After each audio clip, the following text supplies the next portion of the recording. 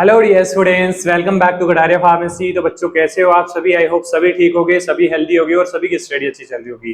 तो आज का हमारा यूनिट फर्स्ट का पार्ट थर्ड होने वाला है फार्मास्यूटिकल एनालिसिस फर्स्ट से। तो इसके अंदर हमें स्टडी करना है errors, source of errors, type of errors, method of minimising error, accuracy, precision and significant figures. काफी अच्छा और इंपॉर्टेंट टॉपिक है। एरर्स का मतलब कि क्या क्या गलतियां हो सकती हैं किसी भी प्रोडक्ट के साथ, उसकी टेस्टिंग करते टाइम, क्वालिटी चेक करते टाइम, ये सारी चीजें होती हैं एरर्स। क्या सोर्स होते हैं, किस वजह से एरर होता है, किस किस टाइप के एरर्स होते हैं, कौन कौन से मेथड यूज करके हम इन एरर्स को कम कर सकते हैं जिससे हमारी जो भी प्रोडक्ट है वो हमें अच्छी मिले, उसकी क्वालिटी अच्छी मिले। एक्यूरेसी क्या होता है, प्रिसिशन क्या होता है, सिग्निफिकेंट फिगर, तीनों ही इंपॉर्टेंट है 2 मार्क्स के लिए और 5 मार्क्स के लिए। तो सारे, मुझे लगता है कि ये टॉपिक बहुत इंपॉर्टेंट है, इसको अच्छे से हमें याद करना है। चलिए तो चलते हैं। तो अगर आप चैनल पे न्यू है तो चैनल को सब्सक्राइब जरूर करें और बेल आइकन को प्रेस कर दें जिससे हमारी आने वाली न्यू वीडियो का नोटिफिकेशन आपको सबसे पहले मिल सके। और अभी तक अगर आपने कटारिया फार्मेसी ऐप डाउनलोड नहीं किया है प्ले स्टोर से, तो डाउनलोड कर लीजिए, वहां पे आपको नोट्स भी मिल जाएंगे। ठीक है, चलिए तो आज का हमारा टॉपिक है error, source of errors, type of error, method of minimising error, accuracy, precision and significant. Next हम देखेंगे pharmacopoeia, source of impurities and medicinal agent and limit test. ठीक है, चलिए स्टार्ट करते हैं, एंड तक जरूर बने रहना। सबसे पहले इंट्रोडक्शन देखते हैं कि भाई एरर्स क्या होते हैं। वैसे मैंने बता दिया, समझ गए होंगे आप एरर्स क्या होते हैं, लेकिन सिंपल तरीके से हम आपको समझाएंगे। The error difference between the observe measured value and the true value. True value है आपकी 10, किसी भी चीज की ट्रू वैल्यू है 10% है, लेकिन आपने उसको चेक किया, उसकी वैल्यू आ रही है 9, 8, तो ये क्या है भाई? 1%, 2% एरर आ गया ना, ये गड़बड़ है, उसको हम बोलते हैं एरर। तो डिफरेंस जो आ रहा है ना, इसका कितना आया? 1, 2 डिफरेंस आया। तो difference between the observe measured value or the and the true value के बीच का जो डिफरेंस है उसको हम बोलते हैं एरर। तो ट्रिक एग्जाम मार्क्स डिफरेंस, जैसे कि if real marks are 90 but evaluator write 85, difference error. मतलब एरर की वजह से तो आना, आपके मार्क्स एक्चुअल अगर टोटल करोगे तो 90 आ रहे हैं, लेकिन एग्जामर आपके 85 लिख दे तो क्या होगा? वो एरर ही तो है, गलती से ही तो लिख दिया ना, वो जानबूझ के तो लिखा नहीं होगा। जानबूझ के लिखा तो अलग बात है, लेकिन गलती से हो सकता है। ठीक है, उसको हम रिवेलुएट करवाते हैं तो वापस से ठीक होता है, लेकिन यहाँ पे ये डिफरेंस, इसको हम बोलते हैं, समझने के लिए है एरर। ठीक है, चलिए क्या क्या एरर हो सकते हैं, किस किस कारण से एरर हो सकते हैं हमारे फार्मास्यूटिकल एनालिसिस के अंदर। सबसे पहला पर्सनल, हम कारण होते हैं भाई, ड्यू टू ह्यूमन लिमिटेशंस, जैसे parallax error in burette reading. अब जैसे ब्यूरेट रीडिंग है, हम प्रैक्टिकल कर रहे हैं, अगर वहां पे एक पॉइंट ऊपर नीचे भी हमने रीड कर लिया, प्रॉपर दिखाई नहीं दिया, तो दिक्कत आ जाएगी, क्योंकि वहां पे डिफरेंस आने वाला रिजल्ट के अंदर। तो ये पर्सनल एरर हो सकता है, और भी काफी चीज हो सकती है।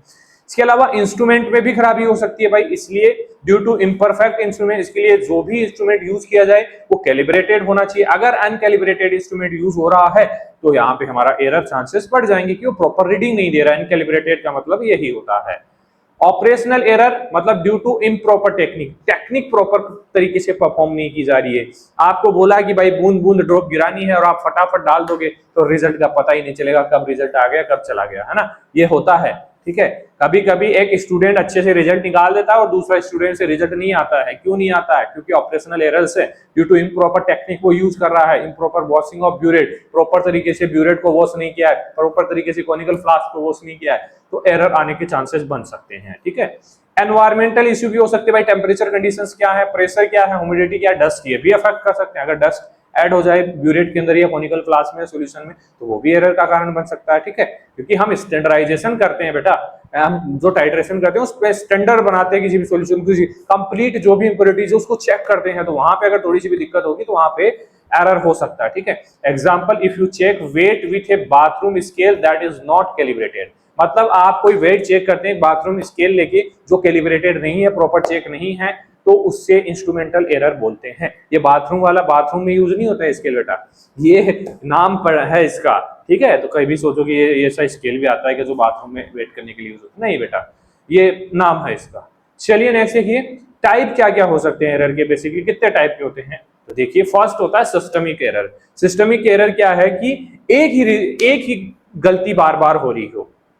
मान लो आप ब्यूरेट में रीडिंग ले रहे हैं, एक ही गलती आ रही है आपकी बार बार की, आपकी वैल्यू 10 आनी चाहिए, 9 आ रही है, 9 आ रही है, एक बार बार आ रही है। एरर दैट अगर regularly in same direction either always positive और ऑलवेज नेगेटिव, ठीक है, कभी कम आ रहा है कभी ज्यादा, लेकिन एक ही चीज में आ रहा है, ब्यू रेट में ही आ रहा है। ऐसी त्रुटियां जो नियमित रूप से एक ही दिशा में होती है उनको हम बोलते हैं सिस्टमिक एरर। ठीक है, दूसरा आता है रैंडम एरर, उसका पता ही नहीं होता भाई कहां आ रहा है, कभी किस में आ रहा है कभी किस में आ रहा है, पता नहीं चलेगा कि एरर कहां आ रहा है। तो error that occur irregularly without any fix pattern, कोई फिक्स पैटर्न नहीं है, नहीं पता लग पाएगा कि वो एरर आ कहां से रहा है, उसको हम बोलेंगे रैंडम एरर, रैंडमली आ गया ये। ठीक है, ऐसी त्रुटियां जो अनियमित और अप्रत्याशित रूप से होती हैं उसको हम बोलते हैं रैंडम एरर। और बेटा जी एक बात याद रखना, ये जो पॉइंट्स है ना, जैसे type of error, systemic error, random, ये आपको याद होने चाहिए, आप भूलना मत, नहीं तो दिक्कत हो जाएगी, कुछ नहीं लिख पाओगे आप। ये चीजें सबसे पहले याद करनी है। ठीक है, थर्ड है ग्रॉस एरर, मतलब कि बेसिकली ब्लंडर और मिस्टेक ड्यू टू केयरलेसनेस, मतलब कि लापरवाही से बड़ी गलती हो जाती है। कोई भी लापरवाही कर रहे हैं आप, हैं, ब्यूरेट की जगह आप जो कोनिकल वाला सॉल्यूशन है उसको ऊपर डाल दिया आपने, है तो गलती है ना। या फिर केमिकल दूसरा मिलाना था, आपने दूसरा मिला के प्रैक्टिकल कर रहे हो, होता है ऐसा भाई बच्चों के साथ, अगर टीचर गाइड नहीं होता है प्रॉपर तरीके से, लैब टेक्नीशियन नहीं होता है तो दिक्कत होती है। ये ग्रॉस एरर इसको बोल सकते हैं, कोई केमिकल दूसरा ऐड कर दिया हो, ऊपर नीचे हो गया हो सॉल्यूशन, ये होता है। ठीक है, चलिए अब बात करें एग्जांपल की, जैसे सिस्टमिक में है वेइंग बैलेंस ऑलवेज शो 0.01 ग्राम मोर, मतलब वेइंग बैलेंस है जो ऐसा है कि भाई 0.01 ग्राम तो हमेशा दिखाता ही है ज्यादा, तो एक सिस्टमिक एरर है, सिस्टम का एरर है ये। ठीक है, इसके अलावा random error, reading burette give slightly difference value each time, burette की जो रीडिंग्स है वो डिफरेंट डिफरेंट आ रही है ईच टाइम, कभी 10 आ रही है कभी 5 आ रही है, तो कभी ये रैंडम एरर हो गया। ठीक है, उसको पता नहीं लग पा रहा है किस कारण से आ रहा है। Gross error, wrong chemical instead of correct reagent, reagent की जगह पे कोई अलग हम केमिकल्स यूज कर लें तो ये दिक्कत हो सकती है। आगे देखिए ट्रिक क्या है, systemic same mistake every time, एक ही मिस्टेक बार बार हो रही है। Random error, this throw basically slightly different है वैल्यू ईच टाइम, मतलब डिफरेंट डिफरेंट वैल्यूज आएगी ब्यूरेट की। हम देख लेते हैं सिली मिस्टेक्स, भाई ये इनकरेक्ट रिएजेंट्स, एक तरीके से जानबूझ के की हुई गलती हो सकती है या फिर अनजाने में हुई हुई गलती हो सकती है, कुछ भी हो सकती है, इसको ग्रॉस को बोलेंगे। ठीक है, आप लोग ऐसी गलतियां ना करें तो अपने गाइड्स की हेल्प जरूर लें। चलिए मेथड ऑफ मिनिमाइजिंग, कैसे कम कर सकते हैं भाई, पता लग गया। सबसे पहले तो अगर जो इंस्ट्रूमेंट्स हम यूज कर रहे हैं उनको रेगुलर चेक करेंगे, उनको कैलिब्रेट करेंगे वो प्रॉपर काम कर रहा है नहीं। दूसरा, जो ब्यूरेट ले रहे हैं, एपरेटस हम ले रहे हैं, कोनिकल फ्लास्क ले रहे हैं, उनको प्रॉपर वॉश करना है, सुखाना है, पानी वानी तो नहीं है उसके अंदर। ठीक है, प्रॉपर ट्रेनिंग एंड हैंडलिंग, जो भी पर्सनल प्रैक्टिकल परफॉर्म कर रहा है उसको प्रॉपर ट्रेनिंग मिली हुई होनी चाहिए, जिससे पर्सनल एरर होने के चांसेस कम हो जाएंगे। दूसरा, use of standard reference material, जो भी मटेरियल यूज करें स्टैंडर्डाइज किए हुए होने चाहिए, रेफरेंस मटेरियल के तौर पर हम यूज करेंगे, जिससे रिड्यूस होगा systemic error. Controlled environment, environmental laboratories का कंट्रोल होना चाहिए, टेम्परेचर और प्रेशर, ये भी कभी ना कभी एरर आ सकता है। ठीक है, रिपीटेशन ऑफ एक्सपेरिमेंट, एक्सपेरिमेंट को कम से कम 3 बार परफॉर्म किया जाना चाहिए, जिससे हमारा रिजल्ट हम एवरेज निकाल सकें। करते हैं ऐसा, हम 3 बार रीडिंग लेते हैं ना ब्यूरेट से, आप लोगों ने भी किया होगा, जिससे मिनिमाइज किया जा सकता है रैंडम एरर को। ठीक है, एग्जांपल की बात करें, like checking your watch time with atomic clock to avoid the 5 minute delay. अब मान लीजिए आपके मोबाइल में तो ऑटोमेटिक आ रहा है टाइम, तो वो तो एक तरीके से एक्यूरेट है, लेकिन आपकी वॉच गड़बड़ आ जाती है, तो हम वॉच को ठीक करते हैं ना, किससे मैच करते हैं, मोबाइल से मैच करते हैं ना, क्योंकि मोबाइल में एक्यूरेट है, तो ऐसे ही हम मिनिमाइज कर सकते हैं। ठीक है, चलिए अब देखते हैं accuracy and precision. Accuracy and precision दोनों की डेफिनेशन पूछी जाती है एग्जाम के अंदर। ठीक है, एक्यूरेसी क्या है, नाम में छुपा भाई, closeness of a measure value to the true value, मतलब ट्रू वैल्यू के कितना पास है हमारा जो रिजल्ट आया है, मेजर वैल्यू कितना पास है भाई, 10.1 है या फिर 9.9 है, कितना है, जितना पास होगा उतना ही एक्यूरेट होगा। ठीक है, और प्रिसिशन का मतलब भी यही है, closeness of repeated measure with each other, कितना क्लोज है हमारी इस वैल्यू के, जैसे 10 है हमारा, इसके पास कितना आ रहा है, जो जैसे 9.9 है बहुत ज्यादा पास है, बहुत ज्यादा एक्यूरेट होगा, इसको हम प्रिसिशन बोलते हैं। मतलब एक्यूरेसी है मापे गए मान का वास्तविक मान से कितना निकट है, और दोहराए गए मापों का एक दूसरे से कितना मेल खाता है, मतलब दोहराए गए बार बार 3 रीडिंग ली तो कितने आसपास आ रहे हैं, उसको हम बोलेंगे प्रिसिशन, और हमारी जो एक्यूरेट वैल्यू है उसके कितना पास आ रहे हैं उसको हम बोलेंगे एक्यूरेसी। इसको आपस से देख लेना, कंफ्यूजन हो जाएगा। ये डायग्राम देखिए, इधर आपको ये 3 एक्यूरेसी दर्शा रहा है और इधर प्रिसिशन। एक्यूरेसी देखिए, ये जो हमारे रिजल्ट्स हैं, ये हमारा बीच में टारगेट है, मतलब इसके पास में आ गया तो 100% प्रिसिजन एक्यूरेसी हमारा हो जाएगा, ठीक है। लेकिन यहाँ पे क्या है, कुछ तो पास में है मतलब वैल्यू के हमारे, और कुछ बहुत दूर है, तो एक्यूरेसी कम होगी और प्रिसिजन भी कम होगा, कि ना तो हमारी इस वैल्यू के पास है और जो भी है, जो भी रिजल्ट है वो भी अपने पास नहीं है, कोई 9 है, कोई 8 है, कोई 7 है, ठीक है, ये डिफरेंस है। अब बात करें यहाँ पे सारे इधर आ गए, बीच में आ गए, सेंटर के पास आ गए, हाई एक्यूरेसी होगी, क्योंकि भाई पास में है, रिजल्ट पास में आएगा हमारा। लो प्रिसिजन, लो प्रिसिजन कैसे होगा, क्योंकि वो मतलब ज्यादा डिफरेंस उनके अंदर नहीं आ रहा है, डिफरेंस ज्यादा नहीं आ रहा ना, पास एक तरीके से वो वैल्यू के तो पास में है, लेकिन जो रिजल्ट आ रहे हैं वो एक दूसरे के बहुत ज्यादा पास नहीं है, ठीक है। अगर बीच में आ जाए तब तो दोनों वैल्यू बढ़ जाएगी, हमारे प्रिसिजन भी हाई होगा और एक्यूरेसी भी हाई होगी। जैसे साइड में दिख रहा होगा कि सभी जो रिजल्ट हमारे एक ही जगह पे आ रहे हैं, जैसे 10 है तो 10 ही आ रहे हैं, थोड़ा बहुत पॉइंट माइनस का फर्क हो रहा होगा, हाई एक्यूरेसी होगी और हाई प्रिसिजन। अगर यही वैल्यू दूसरी साइड चली जाए और एक जगह हो जाए तो यहाँ पे एक्यूरेसी हमारी कम हो जाएगी, क्योंकि हमारी जो मेन वैल्यू है उसके पास में नहीं है, और प्रिसिजन हाई हो जाएगा, मतलब कि सारे जो भी रिजल्ट आए हैं वो सेम है, चाहे वो इस वैल्यू से दूर हो जाएं, लेकिन उनमें डिफरेंस नहीं आना चाहिए, ठीक है। मतलब प्रिसिजन का सीधा सीधा मतलब है कि ये 10 है तो इसके पास कितने आ रहे हैं उसको हम बोलेंगे एक्यूरेसी, और 10 की जो रिजल्ट हम निकाल रहे हैं 8 है, 7 है, 6 है, ये कितने आसपास हैं, ये होता है प्रिसिजन। आई होप आपको समझ में आया होगा, ठीक है। चलिए एग्जाम्पल देखिए, रियल वेट है 10 ग्राम, ठीक है, रिजल्ट की बात करें 9.9 आया, 10 आया, 10.1 आया, मतलब यहाँ पे एक्यूरेट भी है और प्रिसाइज भी है। प्रिसाइज का मतलब ये है कि भाई ये आसपास है, ठीक है, एक्यूरेट का मतलब ये है, एक्यूरेसी का मतलब है कि भाई ये इसके भी पास है जो हमारा रिजल्ट है, ठीक है, इसलिए एक्यूरेट भी है और प्रिसाइज भी है। दूसरा देखिए 999 आया है, मतलब ये प्रिसाइज है लेकिन हमारे 10 के पास नहीं है भाई, इसलिए एक्यूरेट इसको नहीं बोल सकते, प्रिसाइज है बट नॉट एक्यूरेट। अब आई होप अच्छे से समझ में आया होगा एग्जांपल से।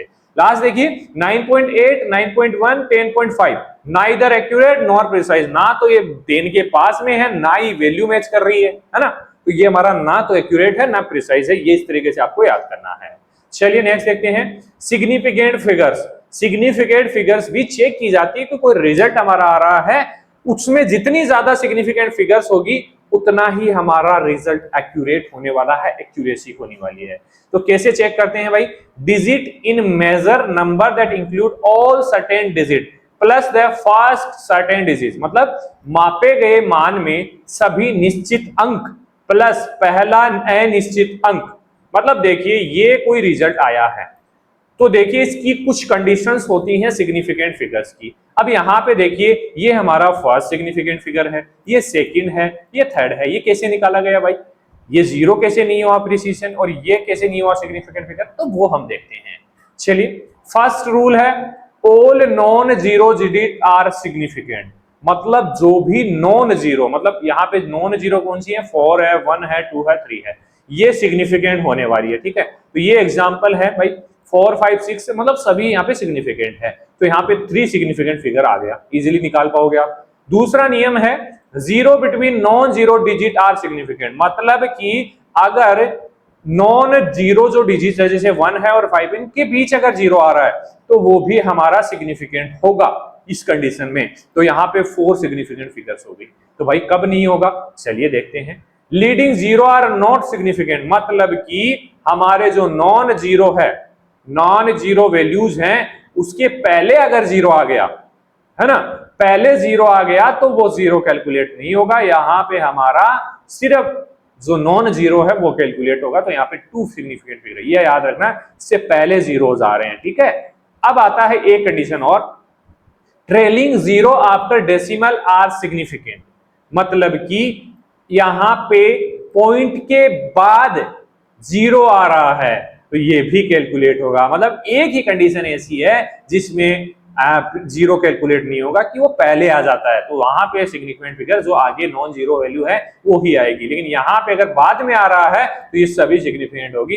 4 सिग्निफिकेंट फिगर यहाँ पे दिखाई दे रही है, ये 4 रूल्स आपको याद करने पड़ेंगे सिग्निफिकेंट फिगर की मदद से, ठीक है। चलिए नॉन जीरो ऑलवेज हीरो, ठीक है, और जीरो इन मिडल हीरो, ये भी काम का है, जीरो इन फ्रंट फ्रंट में आ गया तो जीरो वैल्यू हो जाएगी, उसका कोई सिग्निफिकेंट वैल्यू नहीं होने वाला जीरो का, जो और बच रहा है उसका हो जाएगा।